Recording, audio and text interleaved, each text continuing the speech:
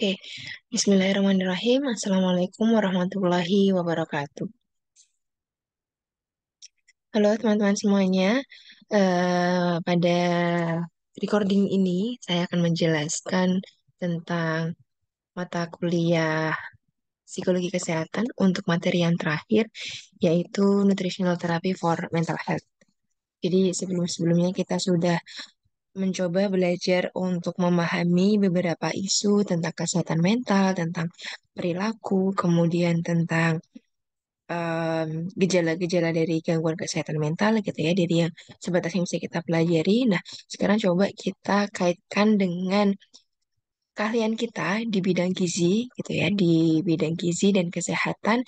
Kemudian nanti coba kita pelajari bagaimana caranya kita mengelola pola makan, kemudian kita coba mempelajari zat-zat gizi spesifik yang memiliki manfaat untuk menjaga kesehatan mental. Jadi nanti erat kaitannya dengan fungsi otak, fungsi sistem saraf, dan nanti mungkin akan banyak kaitannya dengan pelajaran teman-teman di gizi makro, gizi mikro gitu ya, tentang metabolismenya, bagaimana nanti peran-peran dari makronutrien dan mikronutrien pada kesehatan mental.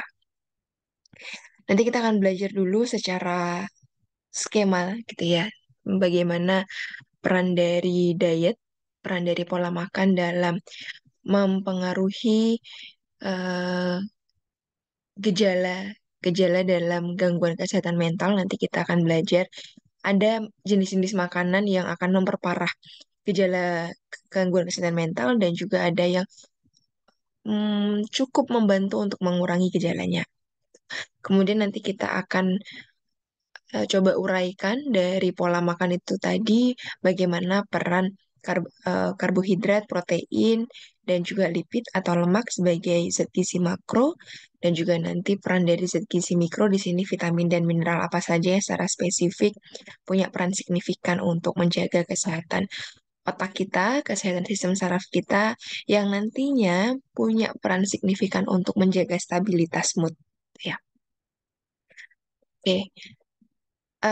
Yang pertama kita harus pahami dulu, ini nanti kita panduannya adalah diet, ya, pola makan yang sehat, pola makan yang diatur, itu nanti akan membantu untuk merawat gangguan kesehatan mental, termasuk kalau misalkan kita semoga semuanya dalam keadaan mentalnya dalam keadaan sehat ya semuanya di sini. Nah, ini supaya kita bisa menjaga supaya moodnya tetap stabil, supaya kita lebih mudah untuk mengelola perasaan kita, supaya lebih mudah untuk mengelola sikap kita gitu ya, menjaga mood tetap stabil. Nah, ini kita juga perlu menjaga pola makannya.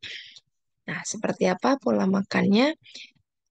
Perlu kita pelajari tadi ya beberapa apa namanya? Beberapa jenis makanan. Sorry, ini ada yang keliru ini, coba ini kebalikannya ini ya, meningkatkan gejala, yang satunya menurunkan gejala. Ya, ini beberapa jenis senyawa yang berdasarkan berbagai macam hasil penelitian diketahui dapat meningkatkan gejala dalam gangguan kesehatan mental, atau sebaliknya dia bisa membantu menurunkan gejalanya, sehingga seringkali pada orang-orang dengan gangguan kesehatan mental ditambahkan pula selain dengan terapi psikoterapi misalkan, atau dengan kognitif behavioral terapi, mereka juga disertai suplemen-suplemen tersendiri supaya membantu menurunkan gangguan kesehatan mentalnya. Gitu ya. Ini untuk yang menurunkan ada dari kecukupan zat gizi makro dan mikronya dengan diet seimbang. Kemudian secara spesifik ada asam lemak omega 3, ada asam aminotriptofan, tirosin dan metionin, diet Mediterania dan diet DASH gitu ya. Kemarin kita sudah belajar sekilas tentang diet Mediterania dan nanti kita akan belajar lebih detail lagi, serta ini ada temennya namanya diet DASH. Nah, kita akan belajar nanti itu seperti apa. Kemudian diet antiinflamatori ini juga biasanya digunakan pada pasien-pasien autoimun disease gitu ya. Mereka perlu membatasi makanan-makanan yang pro-inflamasi dan meningkatkan makanan-makanan yang anti-inflamasi. Kemudian konsumsi probiotik seperti kita ketahui kemarin di usus kita ada jutaan miliaran mikrobiota usus yang baik, ada yang kurang baik, ada yang jahat gitu ya. Nah, kita perlu meningkatkan keberadaan mikrobiota yang baik ya dengan mengkonsumsi probiotik sehingga apa? Kesehatan usus kita terjaga dan ternyata kesehatan usus kita itu akan berdampak pada kesehatan sistem saraf dan kesehatan otak dan itu mempengaruhi kestabilan dari mood kita, dari perasaan kita. Ya, karena kemarin kita ketahui hormon serotonin yang merupakan hormon bahagia itu diproduksinya 90% ada di usus.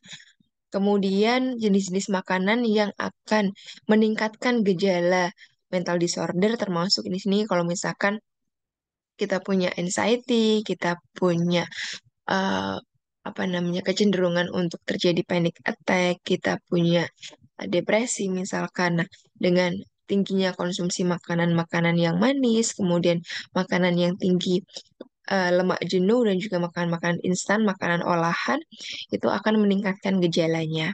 Kemudian di sini ada vanadium. Vanadiumnya adalah jenis logam. Jadi kalau kita ada terpapar jenis logam tertentu atau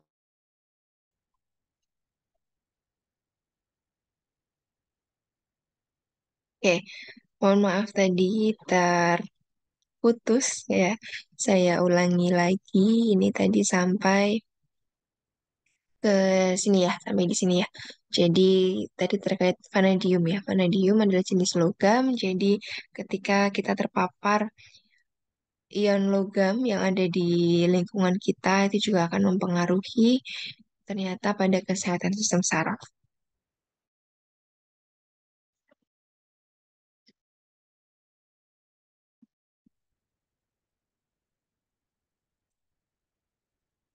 Oke, bismillah. Semoga tidak ada gangguan lagi. Ini tadi yang dikatakan vanadium. Oke, ini tadi yang dikatakan vanadium. Vanadium pada dasarnya adalah ion logam yang sebenarnya dia juga terkandung di senyawa-senyawa untuk zat anti diabetes, anti tumor, dan anti parasit.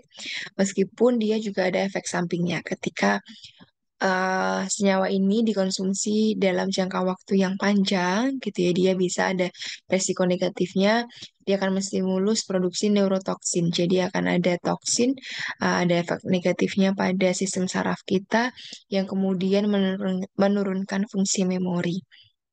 Itu sehingga eh, bagaimana kemudian dia bisa menurunkan fungsi memori karena vanadium ini ketika dikonsumsi dia akan meningkatkan hormon stres dan dia juga akan meningkatkan stres oksidatif, reaksi stres oksidatif di dalam tubuh kita dan juga reaksi inflamasi pada sel-sel saraf atau sel-sel neuron sehingga tadi fungsi memorinya akan menurun.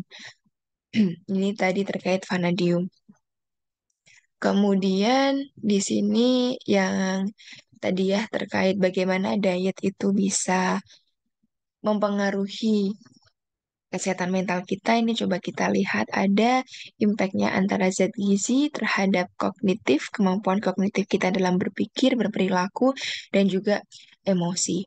Di sini kesimpulannya adalah makanan-makanan yang akan meningkatkan fungsi kognitif dan emosi kita adalah jadi omega 3 ini PUFA adalah polyunsaturated fatty acid ya jadi asam lemak tidak jenuh ganda. Kemudian buah dan sayur yang kaya polifenol, di sini ada blueberry, strawberry, beri-berian gitu ya. Kemudian coklat, kacang-kacangan, dan teh. Kemudian ini kalau dari segi pola asuh, ketika seseorang sejak dini itu ada di lingkungan yang baik, pola asuhnya baik, itu juga akan mempengaruhi kognitif dan emosinya.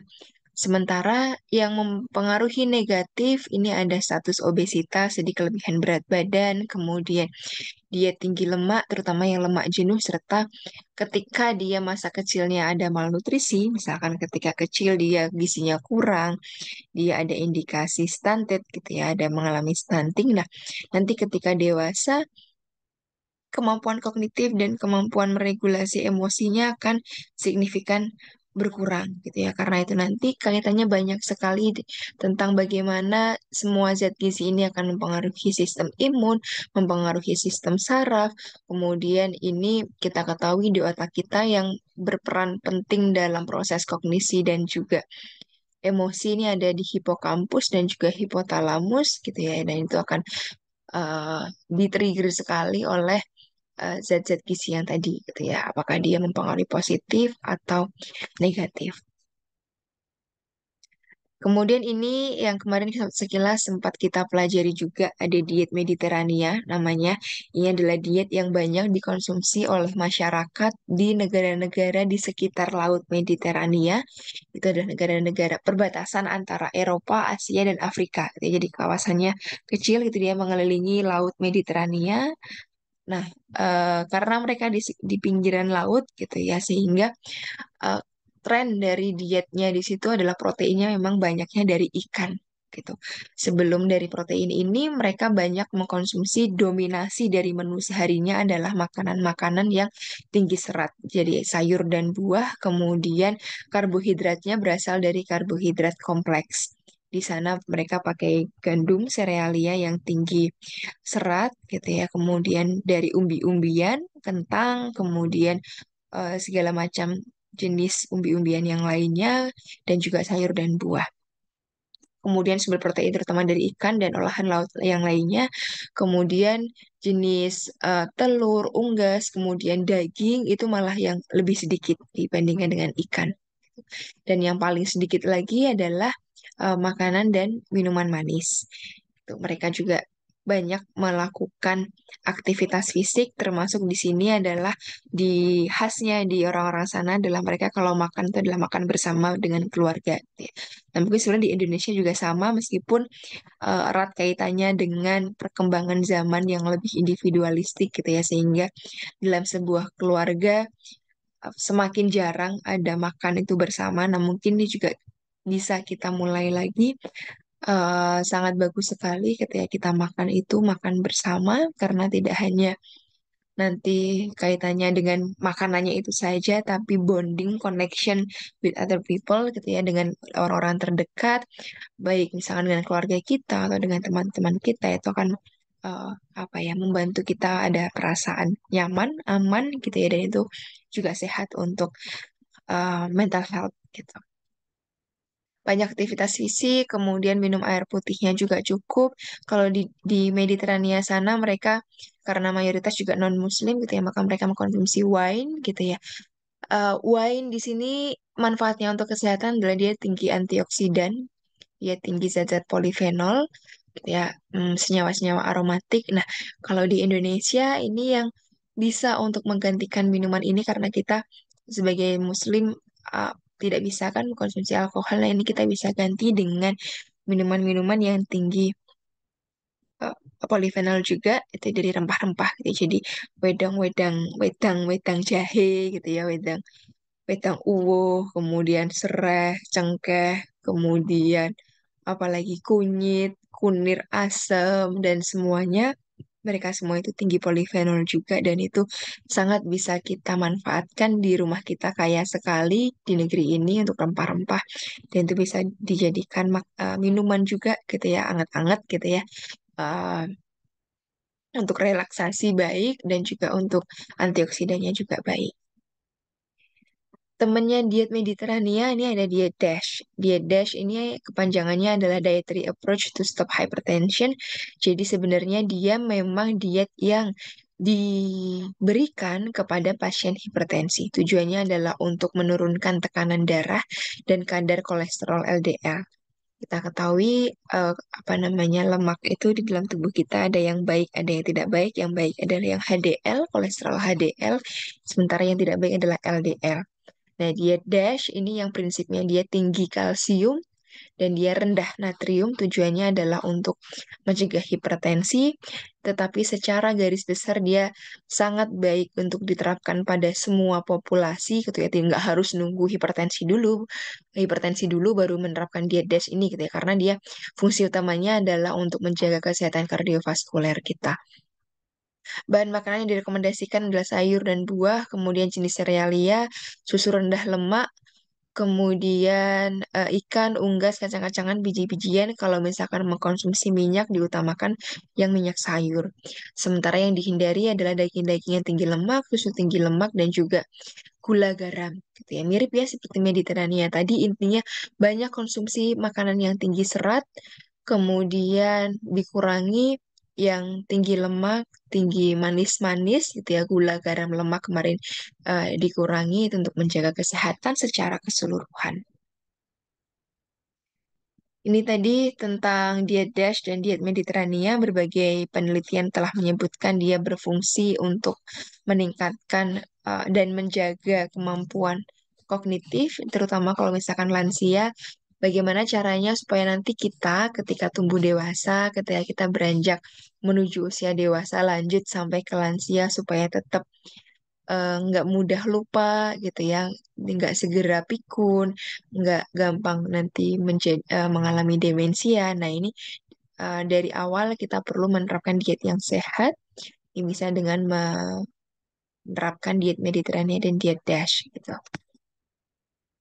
Kemudian ini selain diet Mediterania, diet DASH ini juga tadi konsumsi antioksidan, kemudian vitamin B6, asam folat, dan juga B12, asam folat itu B9 gitu ya.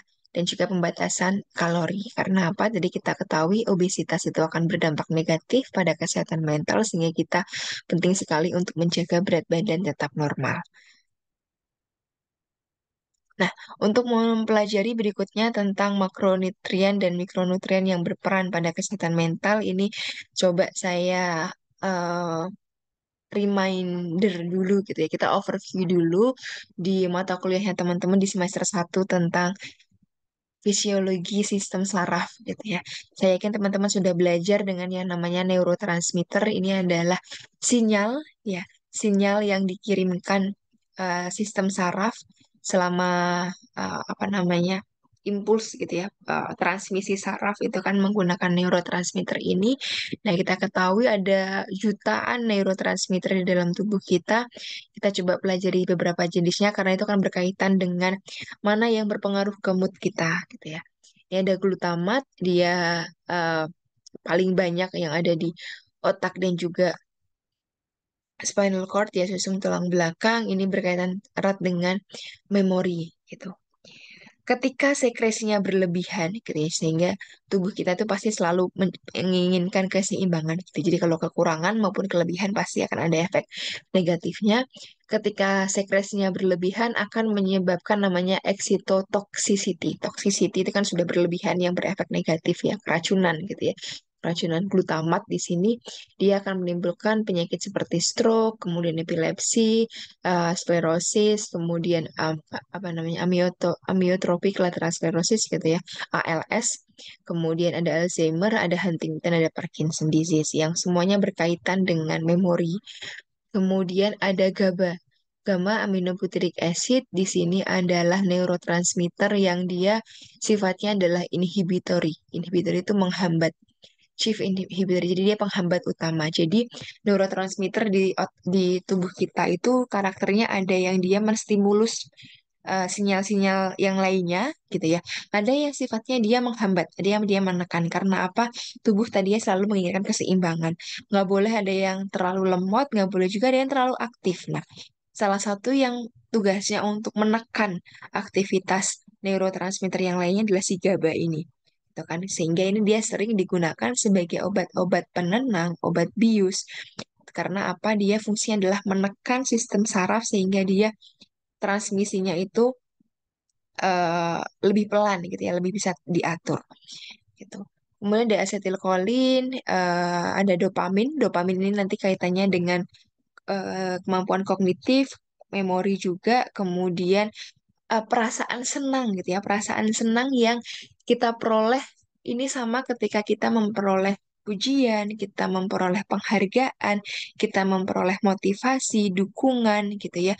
Kemudian ini ada sexual arousal gitu, ada hasrat seksual. Kenapa? apa namanya, kalau misalkan seseorang itu ada yang kecanduan pornografi, itu karena ketika dia menonton hal-hal yang sifatnya pornografi itu dia terangsang gitu kan, itu ada hormon dopamin yang timbul di sana yang sifatnya adalah adiktif gitu ya. Jadi dopamin itu memang sifatnya akan memberikan efek kecanduan pada kita gitu. Itulah kenapa kita emang selalu menginginkan kan sebenarnya ada reward, ada pujian, kita merasa dihargai, itu selalu kita inginkan gitu karena kaitannya tadi dengan apa namanya adiktif yang kurang sehat tadi ya. Kenapa kita berusaha membatasi kita dapat dopaminnya itu dari hal-hal yang baik karena apa? Itu hal yang candu gitu ya. Jadi kenapa orang-orang yang memang sudah kena pornografi itu dia juga susah sekali untuk misalkan bisa bebas gitu ya karena itu hal yang bersifatnya adiktif. Sehingga kita berusaha bagaimana kita dapat pasokan dopamin ini dari hal-hal yang baik. Kemudian ada serotonin, ini kita kemarin juga belajar dia diproduksinya justru 90% ada di usus, sisanya baru di otak, di sistem saraf pusat. Ini kaitannya dengan regulasi nafsu makan, kemudian pola tidur, ingatan, dan belajar, mood, dan juga perilaku dan yang lain sebagainya. Kemudian ada norepinefrin, ada epinefrin. Nanti kita belajar nanti ada kaitannya dengan asam amino tirosin di sini dan juga histamin gitu ya. Nah, sekarang kita coba bedah satu-satu bagaimana peran zat gizi makro mulai dari karbohidrat, protein, dan lipid dalam kesehatan otak kita. Gitu. Jadi tadi apa namanya yang saya tekankan adalah brain health gitu ya, kesehatan otak kita karena nanti kaitannya dengan uh, apa namanya menjaga stabilitas mood. Karbohidrat kita tahu ada proses ketika karbohidrat kita konsumsi, kemudian nanti akan ada uptake glukosa darah oleh insulin ke sel untuk dijadikan sumber energi, dan proses tersebut akan menstimulus triptofan untuk mensintesis hormon serotonin gitu ya. Jadi proses kita makan makanan sumber karbohidrat itu secara tidak langsung kemudian akan menstimulus produksi hormon serotonin. Sehingga kalau seseorang diet nggak makan karbohidrat sama sekali secara ekstrim gitu ya, sama sekali tidak makan sumber karbohidrat, maka dia beresiko ada depresi yang muncul di sana. Nggak happy. Orang kalau nggak makan karbohidrat sama sekali tuh nggak happy gitu ya. Pada orang yang dia sebenarnya ada fenomena kalau misalkan dia sering sekali mengkonsumsi yang manis-manis gitu ya, kemudian mulai diet mengurangi yang manis, pasti bete. Pasti bete itu juga karena apa? Dia sering tubuh sering mengkonsumsi karbohidrat jumlahnya sekian, kemudian dia dibatasi gitu ya. Itu mulai ada perubahan mood gitu ya.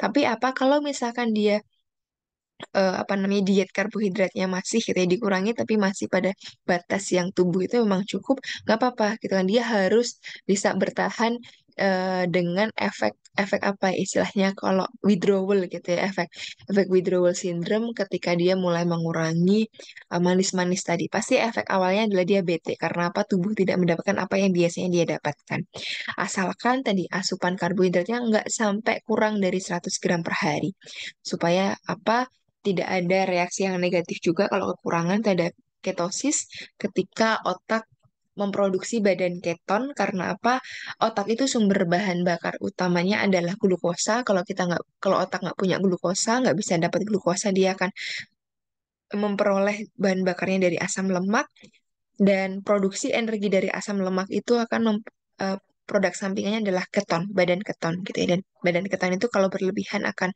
memunculkan reaksi ketosis dan ini akan berdampak negatif pada memori kita dan juga fungsi kognitif otak kita. Kemudian ini triptofan. Triptofan di sini eh apa namanya? Oh sorry, protein gitu ya. Maksudnya protein di sini erat kaitannya nanti dengan kecukupan asam aminotriptofan dan tirosin karena triptofan itu nanti akan berfungsi untuk membentuk serotonin sementara tirosin berfungsi untuk membentuk dopamin. Dan tadi kita tahu dopamin itu pleasure neurotransmitter dan serotonin itu untuk mood ya, menjaga mood yang baik gitu. Bedanya apa? Pleasure itu kan senang gitu, happy tadi ya, terkait kita tuh merasa berharga gitu. Kemudian kalau yang mood gitu ya, kita merasa tenang gitu ya, kita merasa tenang, kita merasa rileks gitu kan. Nah, itu berasal dari asam amino juga. Kemudian lemak, nah ini kita penting juga ya. Meskipun tadi kita perlu membatasi lemak, artinya tadi kita memilih lemak yang baik gitu ya. Nggak boleh juga kita sama sekali nggak mengkonsumsi lemak karena apa? Kita perlu menyadari bahwa otak kita itu disusun dari lemak, gitu ya. Jadi apa namanya lekukan-lekukan ini kan mereka dari fosfolipid ya, fosfolipid, sphingolipid. Itu di sini ada gray matter dan juga white matter juga. Ada cerebral cortex. Ini adalah pundal-pundal serabut saraf yang bermielin. Ini warna putihnya ini adalah lipid, gitu kan yang menyusun mielin dan ini lemak. Nah, itu kan dan dia fungsinya nanti untuk membawa impuls saraf gitu kan. Sehingga kalau misalkan kita kekurangan asupan lemak yang baik juga akan berpengaruh pada gangguan di fungsi otak ini juga.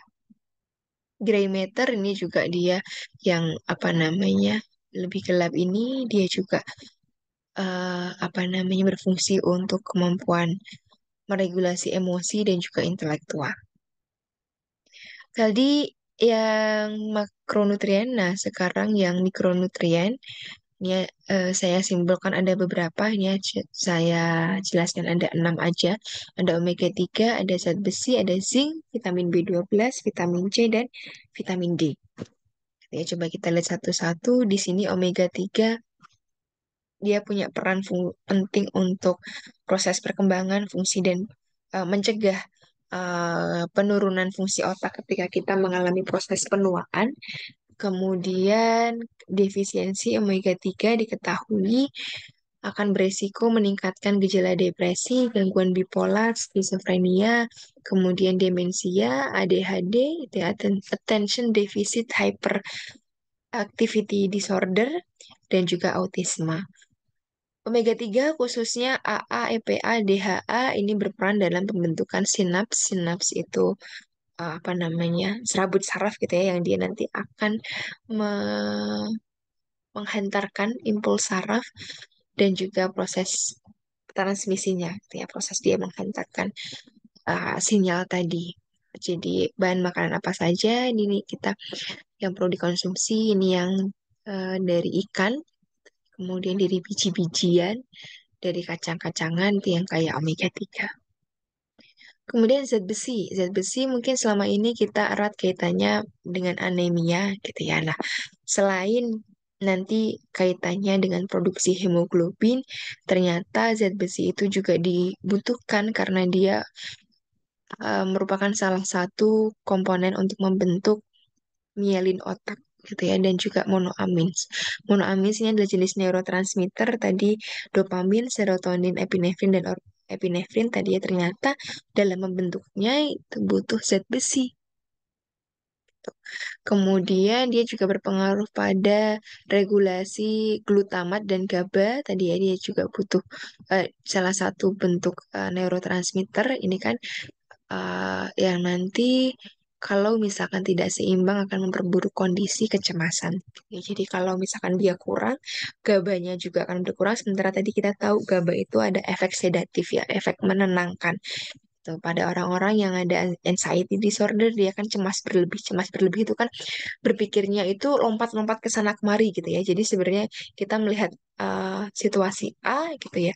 Udah mikirnya tuh A sampai Z gitu kan. Terlalu terlalu cepat lalu lintas di otaknya gitu ya. Karena apa? Senyawa atau neurotransmitter tadi yang fungsinya untuk menekan gitu ya. Pelan-pelan nggak usah cepet-cepet mikirnya gitu kan. Yang terjadi nggak sampai separah itu gitu kan. Nah, itu terhambat gitu kan. Salah satunya ketika kita kekurangan zat besi. Kemudian ini zinc. Zinc ternyata kita ketahui selain dia fungsi untuk sistem imun, dia juga mempengaruhi fungsi otak terutama di bagian hipokampus, amigdala, dan cerebral cortex. Amigdala ini kita ketahui dia kecil sekali bagiannya di otak sementara dia adalah pusatnya emosi kita. Jadi kontrol emosi kita ada di amigdala sehingga ketika defisiensi dia ada dampak peningkatan resiko depresi. Kemudian vitamin B12 ini temennya si zat besi tadi, kemudian temennya asam folat dan juga B6 juga gitu kan. Erat kaitannya dengan apa namanya nanti resiko anemia juga. Vitamin B12 ternyata dia juga punya peran penting dalam pembentukan dan fungsi sistem saraf dan juga pembentukan sel darah merah gitu ya. Kalau misalkan anemia itu kan macam-macam ya penyebabnya, dia bisa defisiensi besi, ada karena defisiensi vitamin B12, ada karena defisiensi vitamin B9 atau defisiensi asam folat. Nanti itu beda-beda. Kalau eh, defisiensi zat besi nanti dia karena diakibatkan, sorry sorry kebalik. Kalau defisiensi zat besi dia akan menyebabkan hemoglobinnya rendah gitu kan. Kalau vitamin B12 yang kekurangan dia akan berdampak pada sel darah merahnya ini ukurannya lebih kecil, disebut anemia pernisiosa. Sehingga apa? Dia nggak cukup nih untuk menampung hemoglobin gitu kan, sehingga dia nggak cukup juga kapasitas oksigennya nanti gitu. Nanti ada kalau yang B9, dia defisiensi asam folat, dia jumlah sel darah merahnya nanti yang lebih sedikit gitu ya. Dan itu akan berdampak pada moodnya menjadi lebih sensitif, resiko depresinya akan lebih tinggi, dan juga gangguan memori. Kemudian vitamin C. Vitamin C ini ketahui dia juga antioksidan. Antioksidannya ini termasuk dia untuk mencegah ada namanya glutamat excitotoxicity tadi ya, apa namanya, ketika otak memproduksi glutamat secara berlebihan, nah itu akan ada efek negatifnya. Supaya tidak terjadi kelebihan ini, ada peran vitamin C di sana gitu ya, sehingga apa, menjaga istilahnya itu brain health gitu ya, neuro health, kesehatan sistem saraf, kesehatan otak kita. Gitu. Ada dia juga vitamin C itu fungsinya untuk mensintesis dan juga mensekresi neurotransmitter di otak termasuk dopamin, noradrenalin, dan menjaga fungsi asetilkolin dan katekolamin. Kemudian yang terakhirnya ada vitamin D, ini dia berperan dalam pembentukan sistem saraf juga. Sebenarnya kalau vitamin D dia hampir di semua proses metabolisme tubuh tuh dia ada peran vitamin D di sana. Karena hampir di semua sel kita ada namanya VDR gitu ya, vitamin D reseptor.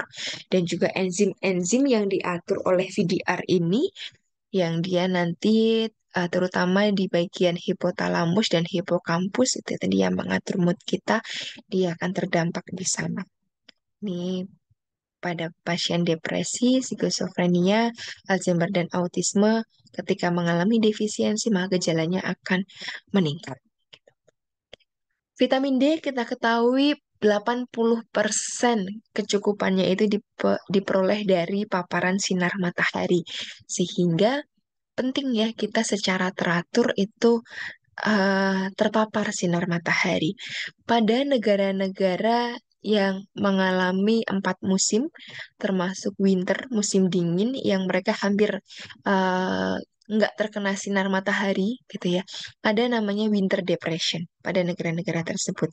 Winter depression itu apa? Jadi meningkatnya prevalensi kasus depresi gitu ya. Orang-orang mengalami gejala depresi yang signifikan mereka rasakan ketika ketika winter aja. Ketika musim dingin aja, ketika musim salju aja. Kenapa? Karena mereka nggak terkena sinar matahari. Dan itu sangat terasa sekali perubahan mood gitu ya, stabilitas moodnya itu sangat terganggu gitu ya, karena mereka sangat eh, sedikit terpapar sinar matahari, kemudian aktivitas fisik mereka juga sangat menurun gitu ya, karena nggak banyak aktivitas yang bisa mereka lakukan, karena kan mereka suhu di luar sangat-sangat ekstrim dingin gitu ya, mereka banyak melakukan aktivitas di dalam, sudah aktivitas fisiknya menurun, paparan sinar mataharinya juga menurun gitu, dan itu sangat berpengaruh pada stabilitas moodnya. Jadi bersyukurlah kita yang tinggal di negara yang tak terbatas sinar mataharinya ya, kita bisa dapatnya kapan saja. Nah, kita bisa memanfaatkannya dengan baik dengan cara kita rutin beraktivitas fisik di luar ya, outdoor activities. Nah, itu penting sekali. Itu tadi kita sudah pelajari ya berbagai macam zat-zat gizi, baik itu makronutrien dan mikronutrien yang berdampak pada kesehatan sistem saraf kita, gitu ya, terutama di sistem saraf pusat maupun sistem saraf perifer, gitu ya, yang erat kaitannya dalam menjaga stabilitas mood, stabilitas emosi, gitu ya, kemampuan kognitif dan memori kita. Gitu ya, semoga bisa dipahami dengan baik dan diterima dengan baik dan semoga bisa diterapkan juga dengan cara kita menjaga pola makan kita karena apa?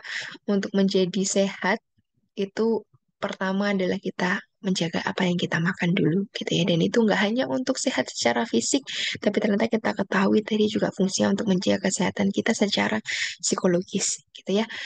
Itu saja dari saya. Semoga meskipun kita tidak bisa bertemu secara langsung untuk materi ini, tidak mengurangi em, apa ya kualitas ilmu yang bisa diserap oleh teman-teman.